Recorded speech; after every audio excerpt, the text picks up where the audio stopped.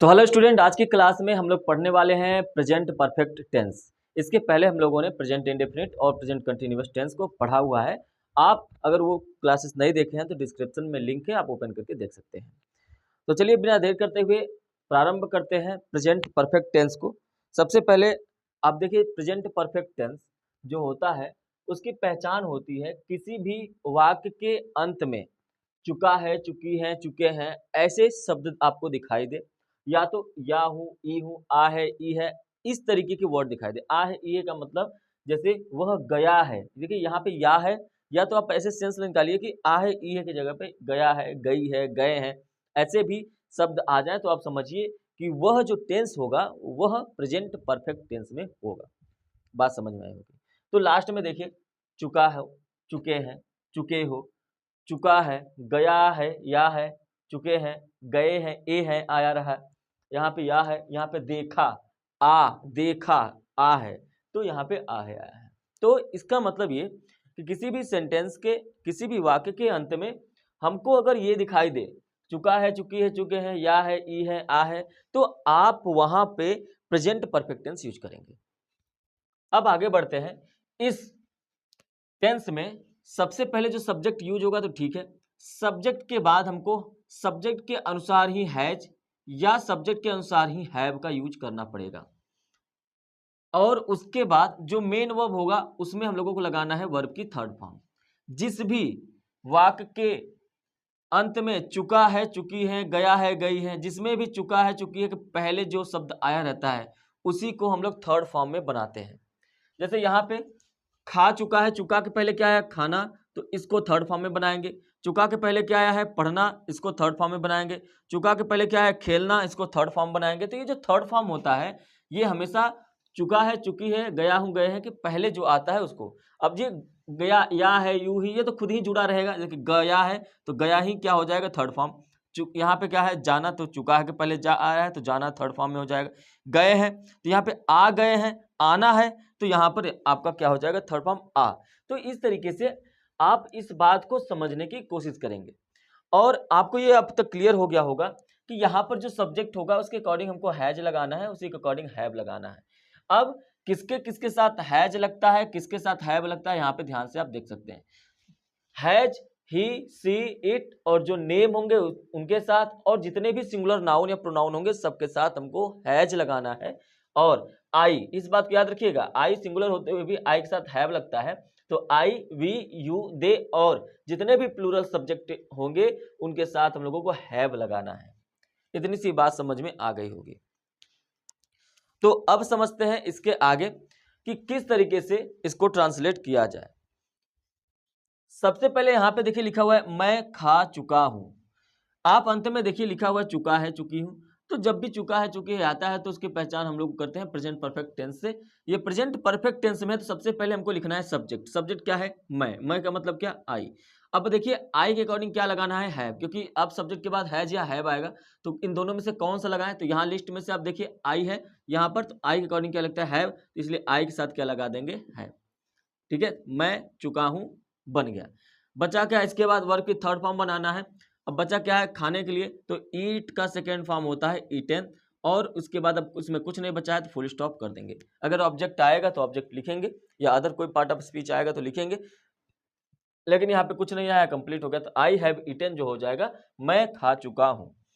हम लोग पढ़ चुके हैं, तो हम लोगों के लिए क्या यूज करते हैं, तो हम कहते हैं वी के साथ यहाँ पे देखिए क्या आता है, तो वी के साथ आता है हैव। अब आपको समझ में आ गया होगा कि वी मतलब सब्जेक्ट। अब हैज हैव लिखना पड़ेगा, तो हैज या हैव ये इस सब्जेक्ट के अकॉर्डिंग लगेगा। तो सब्जेक्ट हमारा वी है तो वी के अकॉर्डिंग क्या लगता है, हैव, इसलिए वी के अकॉर्डिंग क्या लगा है, हैव। चुका है।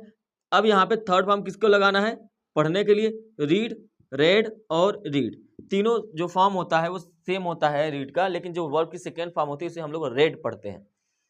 आगे है तुम खेल चुके हो, तुम है मतलब यू। अब देखिए क्या यू के अकॉर्डिंग क्या लगता है, तो यू के अकॉर्डिंग लगता है हैव, तो यू के बाद आपने हैव लगाया। अब अंडरलाइन करते चलेंगे जिससे आपको ये पता चल जाए किन किन हिंदी शब्दों का आपने इंग्लिश में ट्रांसलेट किया है। तो तुम खेल चुके हो, यू हैव। अब आपको थर्ड फॉर्म लगाना है, खेलना मतलब प्ले होता है और प्ले का थर्ड फॉर्म क्या हो जाएगा, प्लेड हो जाएगा, फुल स्टॉप दे दीजिए। तो यू हैव प्लेड, हम लोग पढ़ चुके हैं, वी हैव रीड। आगे बढ़ते हैं। राम सो चुका है। तो सबसे पहले हमारा सब्जेक्ट क्या है? राम।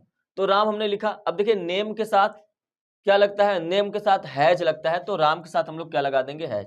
अब यहाँ पे हम लोग हैज ही क्यों लगा रहे हैं? क्योंकि ये प्रेजेंट परफेक्ट टेंस है, चुका है लगा हुआ है, तो हैज आपने किया तो चुका है भी कंप्लीट हो गया, बचा क्या? सोना। सोने का जो होता है स्लीप होता है, स्लीप का थर्ड फॉर्म होता है स्लेप्ट, SLEPT। अब यहाँ पर आपका क्या हो गया? थर्ड फॉर्म कंप्लीट हो गया। कितनी आसानी से आप लोग इसको ट्रांसलेट कर रहे हैं। वह स्कूल गया है। अब देखिए गया है, आ है, ये आया है, तो आप यहाँ पे वह के अकॉर्डिंग लगाएंगे ही, और ही के अकॉर्डिंग क्या आता है? तो कहेंगे ही के अकॉर्डिंग तो हैज आता है, तो ही के साथ क्या लगा देंगे? हैज लगा देंगे, ही हैज। तो गया है, गया है के लिए गो, वेंट, गॉन होता है, तो he has gone, he has gone. कहाँ? स्कूल, टू स्कूल, ये हो जाएगा he has gone to school हो जाएगा। क्लियर है? वे लोग वे लोग जा चुके हैं। वे लोग का मतलब होता है दे, वे लोग का मतलब क्या होता है? दे। चुके हैं तो दे के साथ क्या लगता है? तो कहेंगे दे के साथ लगता है हैव, तो हम लोग यहाँ पे लगाएंगे हैव, दे हैव। जाने के लिए क्या यूज करेंगे? गॉन, क्योंकि थर्ड फॉर्म यूज करना है, तो go, went, gone. Go first form, went second form, third form क्या होता है? गॉन। ये बन गया।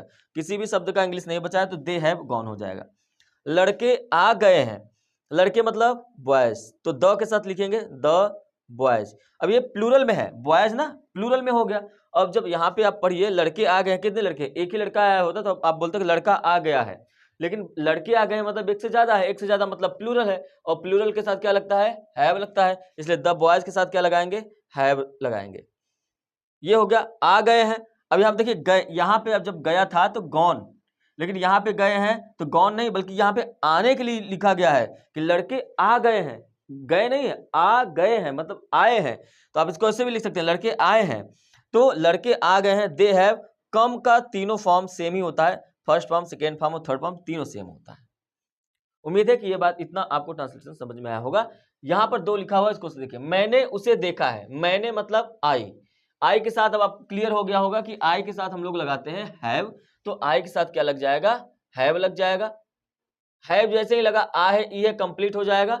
अब ये देखा है, देखना मतलब होता है सी, सीन हो जाएगा इसका थर्ड फॉर्म, SEEN, सीन।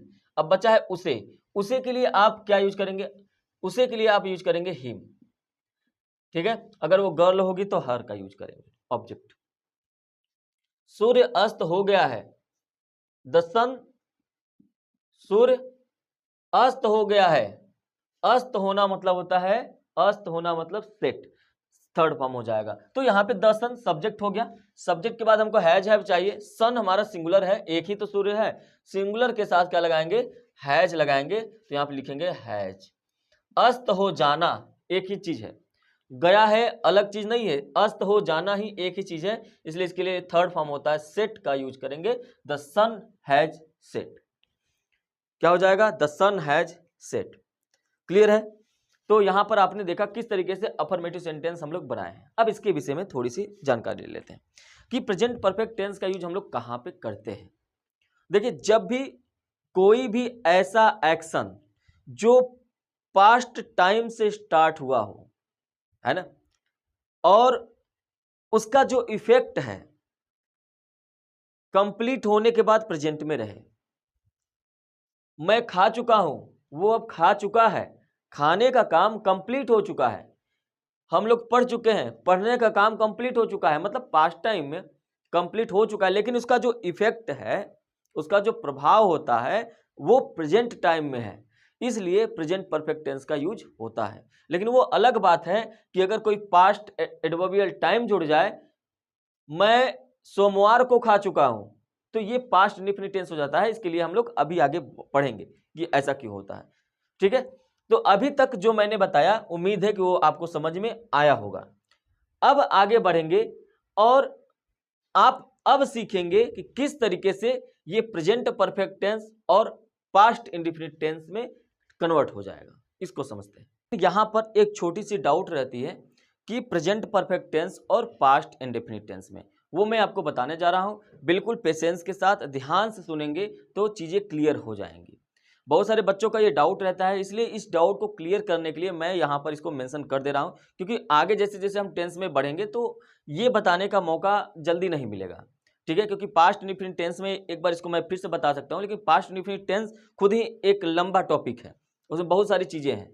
तो इसलिए इस चीज़ को मैं यहीं पर बता रहा हूँ और उसको बिल्कुल ध्यान से समझने की कोशिश करेंगे तो समझ में आ जाएगा। बल्कि इसमें आपको ज़्यादा जो है अंदर तक नहीं जाना है कि मतलब ये तो क्या अलग चीज़ पता चल गया, नहीं, अलग चीज़ नहीं है, बस आपको समझने की देरी है। जैसे आप समझ जाएंगे सारी चीज़ें क्लियर हो जाएगी, ठीक है। चलिए, जो मैं बता रहा हूँ उसको बहुत ही ध्यान से समझने की कोशिश करेंगे आप लोग। मैंने सेंटेंस में स्ट्रक्चर कुछ नहीं चेंज किया है, वही है, सब्जेक्ट है, उसके अकॉर्डिंग हैज है, हैज हैव किसके अकॉर्डिंग कहाँ पर लगेगा ये मैंने यहाँ पे बता रखा है, थर्ड फॉर्म लगेगा, ऑब्जेक्ट यहाँ पर भी वही होगा। लेकिन एक बात बताइए कि प्रेजेंट परफेक्ट टेंस का यूज कहाँ पर हम लोग करते हैं। तो आप कहेंगे कि प्रेजेंट परफेक्ट टेंस का जो यूज होता है वह किसी भी ऐसे एक्शन में होता है जो कंप्लीट हो गया हो और उसका जो इफेक्ट हो वो प्रेजेंट टाइम में हो, तभी प्रेजेंट परफेक्ट टेंस का यूज हम लोग करते हैं। बात सही है। अब यहां पर एक सेंटेंस लिखा हुआ है कि उसने अपना कमरा साफ किया है। मान लीजिए आप अपने दोस्त के घर गए, दोस्त के घर जैसे ही जाते हैं, अंदर जैसे ही उसके रूम में एंट्री करते हैं तो उसका कमरा जो है चमक रहा है। तो आपने अपने मित्र से पूछा कि ये कमरा कैसे चमक रहा है, तो मित्र ने जवाब दिया कि मैंने अपना कमरा साफ किया है या मैं अपना कमरा साफ कर चुका हूं। तो अब आप ये बताइए कमरा उसने कब साफ किया था, रूम उसने कब कंप्लीट किया साफ करके, तो वो पास्ट टाइम में ही हो गया, लेकिन उसका इफेक्ट कहां पर है, इफेक्ट प्रेजेंट टाइम में है कि वो कमरा चमक रहा है। तो जब ऐसा आपको पता चले तो आप समझ जाइए कि उसको हमको प्रेजेंट परफेक्ट टेंस में यूज करना है। पहली बात तो प्रेजेंट परफेक्ट टेंस ये इसी जगह पे यूज होता है कि कोई भी काम कंप्लीट हो जाए, कंप्लीट होने के बाद उसका जो इफेक्ट हो वो प्रेजेंट टाइम में हो, तभी आप प्रेजेंट परफेक्ट टेंस यूज करेंगे। लेकिन यहीं पर मैंने दूसरा लाइन लिखा हुआ है कि उसने अपना कमरा सोमवार को साफ किया है। अब यहां पर आपको आपके दोस्त के घर जाने की जरूरत नहीं है, वहां पे आपको साफ साफ पता चल रहा है कि उस यहां पर आपको कब पता चला कि उसने कमरा साफ किया, क्योंकि जब आप उसके फ्रेंड के घर गए वर्तमान टाइम में, प्रेजेंट टाइम में आपको पता चला कि हाँ उसका कमरा चमक रहा है, तब आपको पता चला कि उसने अपना कमरा साफ किया है। लेकिन यहां पर जाने की जरूरत है नहीं, उसने अपना कमरा सोमवार को साफ किया है, सोमवार पिछला टाइम। तो यही दोनों में अंतर है, इसको हम लोग प्रेजेंट परफेक्ट टेंस में बनाएंगे। आप लास्ट में देखिए किया है, यहां पर भी किया है, जब भी आ है, ई है, ए है आते हैं तो प्रेजेंट परफेक्ट टेंस यूज होता है। देखा है, आ है आ रहा है, देखा है, आ है आ रहा है। यहां देखिए गया है, या है, की है, ई है आ रहा है, ई है ये। तो इस हिसाब से सभी के सभी प्रेजेंट परफेक्ट टेंस में बनने चाहिए, इसमें कोई डाउट नहीं होना चाहिए। लेकिन यहां पर एक छोटी सी चीज आपको समझनी पड़ेगी, आंख बंद करके ट्रांसलेशन नहीं करना होता है, चीजों को समझना होता है। देखिए ध्यान से, जब भी किसी सेंटेंस के किसी भी वाक्य के अंत में चुका है, चुकी है, या है, ई है, ए है ना, आप इसको आ है भी लिख सकते हैं, आ है, ई है, ए है, आए, तो आप उसको प्रेजेंट परफेक्ट टेंस में यूज करिए, इसमें कोई दो राय नहीं है। लेकिन अगर ऐसे सेंटेंस में भले उसके अंत में है लगा हो, भले उसके अंत में चुका है लगा हो, आ है, ई है, ओ लगा हो, लेकिन उसमें कोई पिछला टाइम दे दे, पास्ट का टाइम दे दे, जैसे पिछले सोमवार को, 5 मिनट पहले, गत वर्ष, गत वर्ष मतलब पिछले वर्ष, कुछ देर पहले, बहुत दिन पहले, ऐसे आपको टाइम दे दे तो वहां पर हमको पास्ट इंडेफिनिट टेंस यूज करना है। भले ही हिंदी के वाक्य में आपको ये शब्द मिल जाए, चुका है, चुकी है, आ है, ई है, लेकिन ये मिल गया तो आपको यूज करना है सिर्फ और सिर्फ पास्ट इंडेफिनिट। इस बात को आप उम्मीद है कि समझ में आ गया होगा। पास्ट इंडेफिनिट टेंस तब यूज करना है जब भी किसी सेंटेंस के अंत में चुका है, चुकी है रहे, आ है, ई है रहे, तो आपको लगे कि प्रेजेंट परफेक्ट टेंस बनाना है, लेकिन अगर उसमें पिछला कोई टाइम दे रखा है इस हिसाब से, तो आपको पास्ट इंडेफिनिट टेंस बनाना है। बात हमारी समझ में आ गई होगी। जैसे मैंने राम को देखा है, मैंने राम को देखा है, तो यहां पर कोई पास्ट टाइम तो नहीं दिखाई दे रहा है, तो आप आंख बंद करके जो रूल जानते हो बनाइए। मैंने मतलब आई, देखा है, आई के साथ यूज होता है have, seen third form, I have seen, मैंने देखा है राम को, I have seen Ram, I have seen Ram, मैंने राम को देखा है। ये आपका बिल्कुल सही है, इसमें कोई गलती नहीं है। लेकिन अगर आपने इस सेंटेंस को ऐसे बना दिया कि मैंने कल राम को देखा है, आई हैव सीन राम, कल का मतलब यस्टरडे, ये हो जाएगा गलत। ऐसे नहीं बनाना है। क्यों नहीं बनाना है? क्योंकि इसमें एक वर्ड आ गया, वो है कल, और कल जो होता है वो एडवर्बियल टाइम होता है। कल, पिछले सोमवार को, 5 मिनट पहले, गत वर्ष, कुछ देर पहले, बहुत दिन पहले, ऐसे सेंटेंस में आ जाए तो आपको पास्ट इंडेफिनिट टेंस बनाना है। पास्ट इंडेफिनिट टेंस में वर्ब की सेकेंड फॉर्म यूज होती है, इसलिए यहां पे बनाएंगे I saw Ram, I saw Ram yesterday. अब ये सेंटेंस सही हो गया। उम्मीद है आपको ये बात समझ में आई होगी। उसने अपना कमरा साफ किया है, लास्ट में किया है, आप देखते हैं कहेंगे ये प्रेजेंट परफेक्ट टेंस है, बना दीजिए, कोई दिक्कत नहीं, आप बनाइए। उसने मतलब ही के साथ यूज होता है हैज, ही हैज साफ किया है। अब कमरा साफ करना मतलब वॉश करना, वॉश्ड, ही हैज वॉश्ड, उसने साफ किया है अपना कमरा। ही के साथ अपना के लिए ही जाएगा, कमरा के लिए रूम आएगा, बना दीजिए, सेंटेंस सही हो गया। अगर आपने इस सेंटेंस में देखा कि या है आया है, प्रेजेंट परफेक्ट टेंस बनेगा, तो उसने के लिए आप बनाएंगे he has washed, he has washed his room. अब क्या दिया है? सोमवार को, पास्ट टाइम दे रखा है, ऑन मंडे। क्या ये सेंटेंस सही है? तो आप कहेंगे नहीं सर, ये गलत हो गया। क्यों गलत हो गया? क्योंकि इसमें एक पिछला टाइम दे रखा है और वो है सोमवार को। जब सोमवार को आ गया तो ये पास्ट इंडेफिनिट टेंस में बनेगा, और ये बनेगा ही वॉश्ड, सेकेंड फॉर्म हो जाएगा, हिज रूम ऑन मंडे, और ये सेंटेंस हो गया सही। उम्मीद है ये एक छोटा सा पॉइंट था, लेकिन बहुत ही गंभीर पॉइंट था, जो आपको समझ में आया होगा। अब आप कमेंट में रिप्लाई दीजिए इन दोनों का ट्रांसलेशन। वह 4 दिन पहले घर गया है, ये आपका past perfect, past indefinite tense में बनेगा या प्रेजेंट परफेक्ट में बनेगा? इसको बताइए। ये पहला नंबर है, आप ऐसे बता सकते हैं कि पहला नंबर जो है वो किस टेंस में बनेगा, और ये जो दूसरा नंबर है वो किस टेंस में बनेगा। राम ने पिछले वर्ष परीक्षा पास की है, ये जो है पास्ट इंडेफिनिट टेंस में बनेगा कि प्रेजेंट परफेक्ट में बनेगा? दोनों में से बताइए, क्योंकि दोनों के अंत में आ है, ई है, आया हुआ है, और जब आ है, ई है आता है तो प्रेजेंट परफेक्ट टेंस बनता है। क्लियर? उम्मीद है कि ये टॉपिक आपको क्लियर हो गया होगा। अब अफर्मेटिव हमारा सेंटेंस कंप्लीट होता है। अब आगे बढ़ते हैं नेगेटिव सेंटेंस की तरफ। यहां पर नेगेटिव सेंटेंस में होता क्या है कि जो वर्ब की थर्ड फॉर्म होती है, जो आपने अफर्मेटिव में अभी सीखा कि जो वर्ब की थर्ड फॉर्म है, वर्ब की थर्ड फॉर्म के पहले हमको लगा देना है नॉट। ये बात ध्यान से रख लीजिए कि नॉट का यूज कहाँ पे करना है। नॉट का यूज वर्ब की थर्ड फॉर्म के पहले, और किसके बाद में होना चाहिए? हैज या हैव के बाद में ही होना चाहिए। ऐसा नहीं है कि वर्ब की थर्ड फॉर्म के पहले मैंने कह दिया तो नॉट का यूज यहाँ सब्जेक्ट के बात कर दे, नहीं, आपको हैज या हैव के बाद ही करना है, लेकिन वर्ब की थर्ड फॉर्म के जस्ट पहले करना है। इसके जस्ट बाद हो या ना हो, लेकिन इसके थर्ड फॉर्म के जस्ट पहले होना चाहिए। मतलब हेल्पिंग वर्ब के बाद होता है, मेन वर्ब के पहले, जैसा कि मैं हर एक टेंस में बताते चला आ रहा हूं। तो कोई दिक्कत प्रॉब्लम नहीं है। अगर नेगेटिव सेंटेंस आ रहा है तो जो नहीं लिखा हुआ है उसको कुछ देर के लिए भूल जाइए, नहीं को भूल जाइए। अब आपको अफर्मेटिव सेंटेंस तो बनाने आता ही है, आप अफर्मेटिव सेंटेंस पहले बनाइए। देखिए कैसे, मैंने श्याम को नहीं देखा है, नहीं को कुछ देर के लिए भूल जाए, क्या बना? मैंने श्याम को देखा है।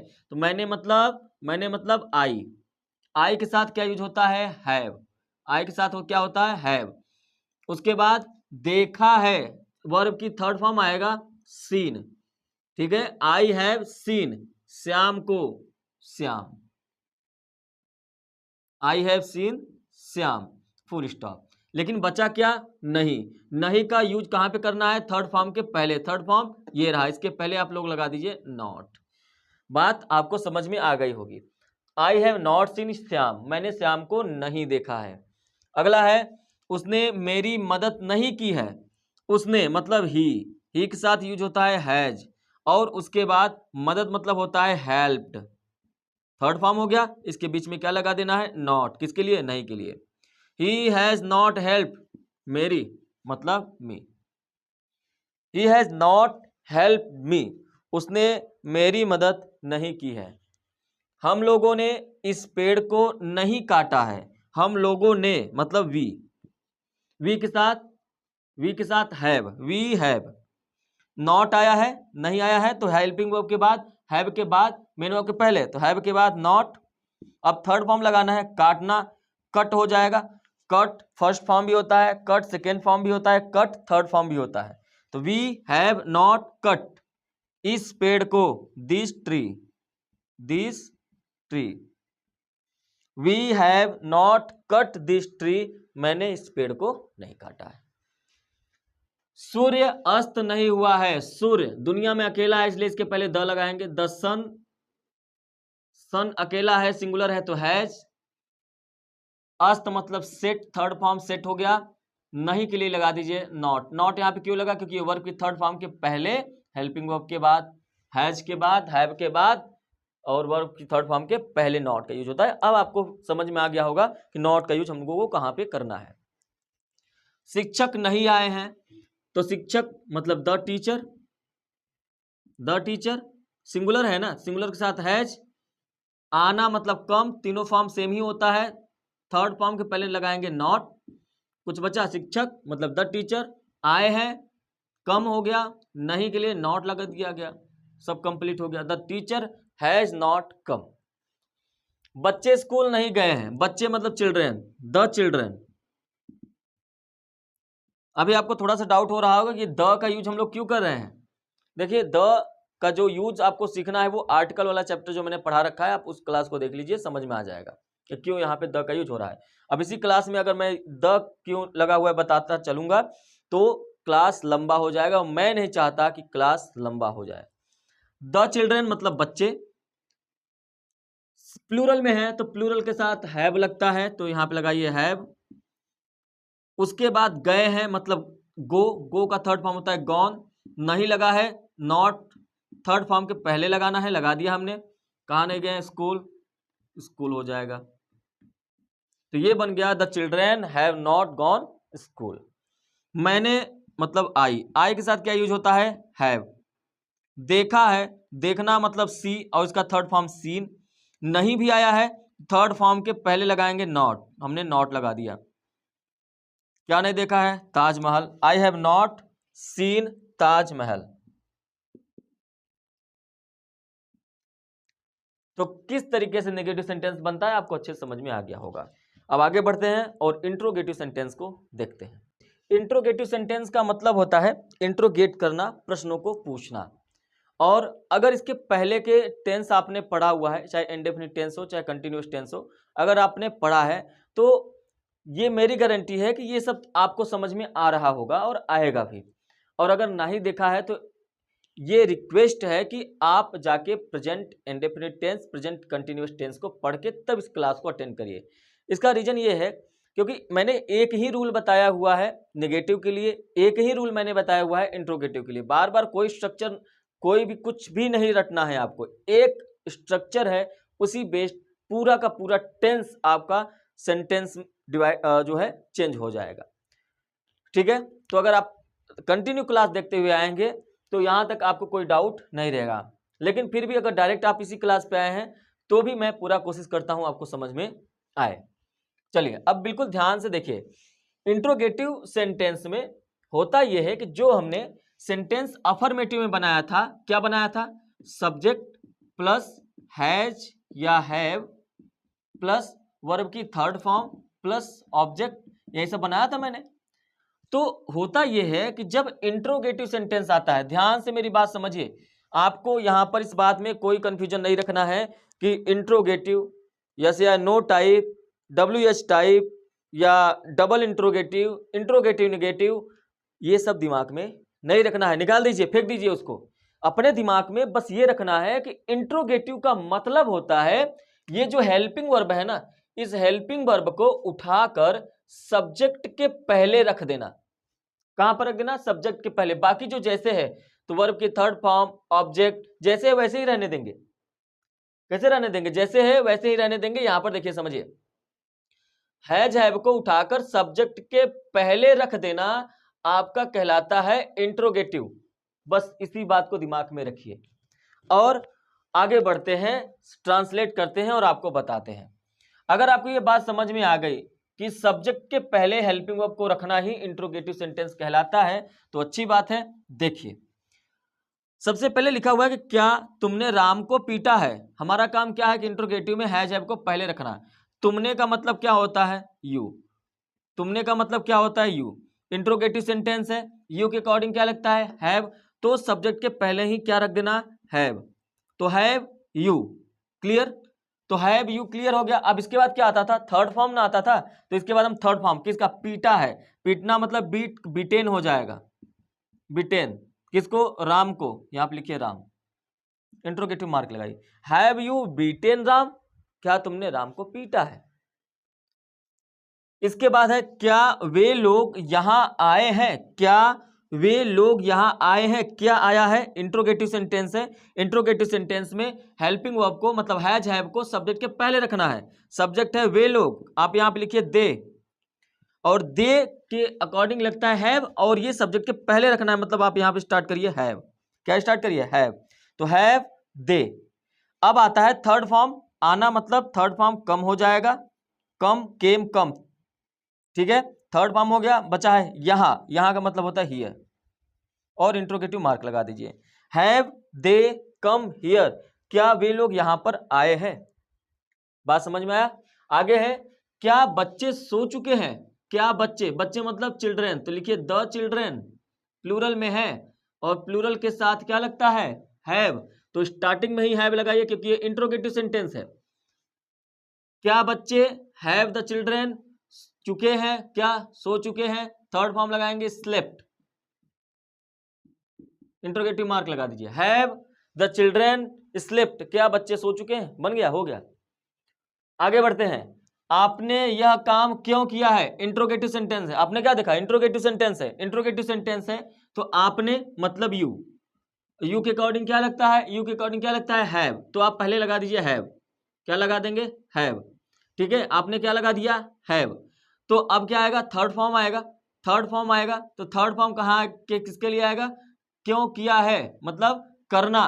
थर्ड फॉर्म हो जाएगा डन। ठीक है, यह काम, this work, this work, interrogative mark. एक वर्ड बच गया, वो है क्यों और जब। क्या, क्यों, कब, कैसे आ जाए तो उनका इंग्लिश सबसे पहले लिखा जाता है। कहां लिखा जाता है? सबसे पहले। जो क्यों बचा है उसका इंग्लिश कहां लिखेंगे? सबसे पहले। तो आपने यहां पे लिख दिया why have you done this work, बस बन गया। तो इंट्रोगेटिव का एक ही रूल है, सब्जेक्ट के पहले वर्ब। लेकिन आपको यहां पे ध्यान क्या रखना है कि जब भी क्या, क्यों, कब, कैसे, कहां, अगर ऐसे वर्ड हिंदी वाले सेंटेंस में बीच में आ जाएं तो आपको उनका इंग्लिश सबसे पहले लिख देना है।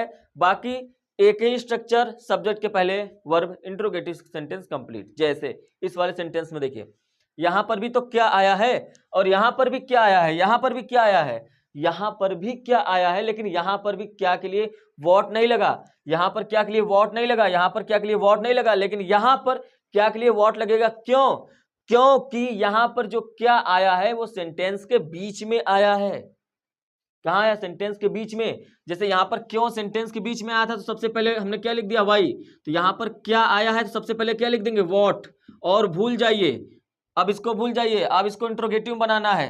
उसने का मतलब क्या होता है? ही, और ही के अकॉर्डिंग क्या आता है? हैज। ठीक है, ही तो पहले क्यों लगाया? क्योंकि इंट्रोगेटिव सेंटेंस है। और किया है मतलब डन, इंट्रोगेटिव मार्क लगा दीजिए। What has he done? उसने क्या किया है, बन गया। यहां पर देखिए कहां आया है? कहाँ आया है सबसे पहले लिख दीजिए वेयर, WHER वेयर, वे लोग मतलब दे। इंट्रोगेटिव सेंटेंस है ना, अब वेयर को भूल जाइए, अब भूल जाइए, अब बस इतना याद रखिए कि इंट्रोगेटिव सेंटेंस है। इंट्रोगेटिव सेंटेंस में दे के अकॉर्डिंग हैव आता है और इसको पहले रखना पड़ेगा, तो हैव रखिए। गए हैं मतलब थर्ड फॉर्म आएगा गॉन, अब कुछ नहीं बचा ऊपर, इंट्रोगेटिव मार्क लगा दीजिए। वेयर हैव दे गॉन, वे लोग कहाँ गए हैं। आगे बच्चे कब आए हैं, तो बच्चे मतलब चिल्ड्रन, लेकिन यहाँ पे क्या है कब, कब मतलब सबसे पहले आप लिख दीजिए व्हेन, व्हेन के बाद बच्चे हैं तो द चिल्ड्रन। इसके अकॉर्डिंग जो वर्ब आएगा वो प्लूरल आएगा, प्लूरल के अकॉर्डिंग हैव आएगा, हैव यहां पे लिखना पड़ेगा सब्जेक्ट के पहले, क्योंकि इंट्रोगेटिव सेंटेंस है। बचा है कम, लिख दीजिए come, interrogative mark. Have sorry when have the children come, बच्चे कब आए हैं। उम्मीद है कि यहां तक आपको बात बहुत ही अच्छे से समझ में आया होगा। उन लोगों ने हम लोगों के लिए क्यों कुछ नहीं किया है, क्यों आ गया ना, तो क्यों को उठाकर सबसे पहले लिखिए वाई।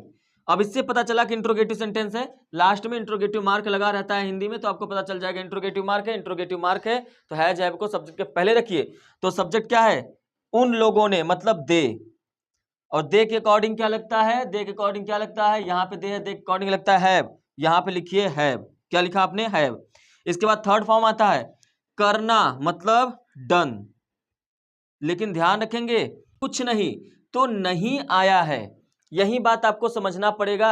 जब नहीं आ गया तो नॉट का यूज कहां पर किया जाता है, आपके दिमाग में क्लिक हो गया होगा कि नॉट का यूज थर्ड फॉर्म के पहले करना है। थर्ड फॉर्म तो डन है तो इसके पहले नॉट का यूज करना पड़ेगा, तो डन के पहले ही नॉट का यूज करेंगे, नहीं भी हो गया। और done, why have they not done, उसके बाद क्या करेंगे, कुछ नहीं है तो कुछ नहीं के लिए एनीथिंग, कुछ के लिए एनीथिंग। अगर ये अफर्मेटिव सेंटेंस होता तो समथिंग, निगेटिव सेंटेंस है तो एनीथिंग। हम लोगों के लिए, फॉर मतलब होता है के लिए, हम लोग का मतलब हो जाएगा अस, इंट्रोगेटिव मार्क लगा दीजिए। बात समझ में आया होगा कि इंट्रोगेटिव सेंटेंस में हेल्पिंग वर्ब को आपको सब्जेक्ट के पहले लाना होता है, इंट्रोगेटिव सेंटेंस बन जाता है। अगर क्या, कहां, कब, क्यों, कैसे सेंटेंस के बीच में आ गए तो उनको इंग्लिश सबसे पहले बनाकर आप भूल जाइए और इंट्रोगेटिव सेंटेंस जैसे बना रहे हैं वैसे बनाइए। ये आपको सॉल्व करने का तरीका मैंने बताया, लेकिन वास्तव में इसका रूल क्या होता है आप ये समझिए। जब भी आपका आंसर यस या नो में मिले, जैसे क्या तुमने राम को पीटा है, यस या नो रिप्लाई मिल जाएगा, तो आपको किसी भी इंट्रोगेटिव शब्द का इंग्लिश नहीं लिखना पड़ता, इसीलिए यहाँ पे व्हाट नहीं लिखा गया है। लेकिन यहाँ पे देखिए उसने क्या किया है, हाँ या ना में जवाब देंगे, यस या नो, नहीं देंगे ना। जब आपको यस या नो में जवाब नहीं मिलता है तो हम लोग उसका इंग्लिश बनाते हैं, यही ये रूल है। लेकिन तरीका आपको क्या समझना है, तरीका ये समझना है कि जब भी क्या, क्यों, कब, कैसे सेंटेंस के बीच में आ जाए उसका इंग्लिश लिख के भूल जाइए, और एक ही रूल है, सब्जेक्ट के पहले हेल्पिंग वर्ब करके इंट्रोगेटिव सेंटेंस बना दीजिए। अब जैसे इस प्रकार यहां पर मैंने बताया कि निगेटिव आ गया तो डरना नहीं है, चाहे वो इंट्रोगेटिव निगेटिव हो चाहे अफर्मेटिव निगेटिव हो, तो आपको करना क्या है, आपको थर्ड फॉर्म के पहले नॉट लगा देना है। एक बात समझिए आपने, क्या तुमने राम को, यहां पे मैंने किया नहीं पीटा है, चलिए मैंने यहां पे कर दिया कि क्या तुमने राम को नहीं पीटा है। अगर ऐसा सेंटेंस आ जाए क्या तुमने राम को नहीं पीटा है, तो इसमें बनाएंगे तो यही हैव यू बीटन राम, लेकिन नहीं अगर लगा हुआ है तो थर्ड फॉर्म ढूंढ डालिए कहां पर थर्ड फॉर्म है। थर्ड फॉर्म के पहले हमको क्या लगाना है, नॉट, और ये रहा थर्ड फॉर्म, इसी में लगा दीजिए नॉट, तो ये बन जाएगा have you not beaten Ram. कितनी आसानी है। क्या वे लोग यहाँ नहीं आए हैं, क्या वे लोग वहां यहां नहीं आए हैं, नहीं लग गया, नॉट लग गया, थर्ड फॉर्म कम है इसके बीच में लगा दीजिए नॉट। तो नेगेटिव से डरना नहीं है, जहां पर थर्ड फॉर्म है उसके पहले आप लगा दीजिए नॉट लगा दीजिए। तो आज हम लोगों ने सीखा प्रेजेंट परफेक्ट टेंस। इसके बाद हम लोग पढ़ेंगे प्रेजेंट परफेक्ट कंटिन्यूअस टेंस, जिसमें आपको मिलेगा हैज बीन और हैव बीन। क्या मिलेगा, हैज बीन और हैव बीन। अब ये जो हैज बीन और हैव बीन है, इसको अगर आप अच्छे से समझ गए, क्योंकि ये जो हैज बीन और हैव बीन, अभी आपका प्रेजेंट परफेक्ट खत्म नहीं हुआ है, अभी नहीं खत्म हुआ है, एक पार्ट और आएगा इसका, क्योंकि हमको सीखना है हैज बीन और हैव बीन। ये जो बीन होता है थर्ड फॉर्म होता है, हैज हैव के साथ थर्ड फॉर्म लगेगा तो परफेक्ट ही तो होगा। और इसको हम लोग सीखेंगे अगले क्लास में, जहां पर हम लोग हैज बीन हैव बीन को भी सीखेंगे, सिंस और फॉर को भी सीखेंगे, क्योंकि आगे चल के हमको कोई भी समस्या ना होनी पाए। क्लियर है? तो नेक्स्ट क्लास में हम लोग मिलेंगे हैज बीन हैव बीन के साथ। अगर आपको वीडियो अच्छा लगे सब्सक्राइब जरूर कर लीजिएगा। चलिए मिलेंगे नेक्स्ट क्लास में। Thank you, have a nice day.